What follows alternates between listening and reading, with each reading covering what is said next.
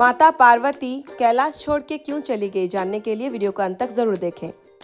जब माता पार्वती मायके से कैलाश आती हैं तब उन्हें आभास होता है कि वहां पर किसी स्त्री का स्पर्श हुआ है। वे महादेव से कहते हैं कि ये स्त्री कौन है।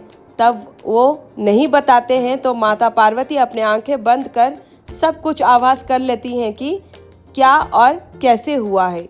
तब महादेव को पूछते हैं कि आपने जटाओं में गंगा को धारण क्यों किया, मुझे पूछे बिना आपने किसी अन्य स्त्री को स्पर्श भी कैसे किया। तब महादेव कहते हैं कि मेरा ये करना कोई गलत नहीं है, मैंने इस संसार को बचाने के लिए गंगा को अपने शीश पर धारण कर स्वयं को गंगाधर नाम पर निर्धार किया।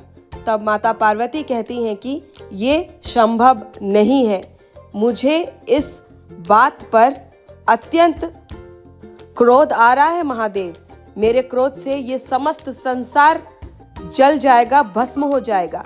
लेकिन जैसे ही ये बात माता गंगा को पता चलती है तो माता गंगा माता पार्वती को समझाने हेतु उन्हें कहते हैं कि अपने पति परमेश्वर से ऐसे बर्ताव नहीं करते हैं पार्वती।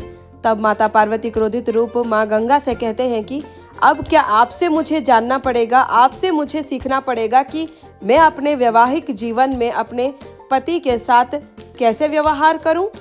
आप मुझे ना समझाए तो उचित होगा, कृपया हम पति पत्नी को अकेला छोड़ दीजिए और आप यहाँ से विराजमान कीजिए। ये सुन के महादेव कहते हैं कि शांत हो जाओ पार्वती, मैंने गंगा को अपने शीश पर धारण किया है, मैं उसे अपमानित होते हुए नहीं देख सकता। संसार के संचालन हेतु मैंने गंगाधर नाम स्वयं स्वीकारा है। गंगा उतनी ही पवित्र है जितना हमारा रिश्ता, तुम गंगा से ऐसे व्यवहार कैसे कर सकते हो। माता पार्वती तुरंत ये सुन के महादेव को कहते हैं कि मैं कैलाश छोड़ के जा रही हूँ, आपको अपनी गंगा की सतीत्व का उदाहरण देना कोई आवश्यकता नहीं है।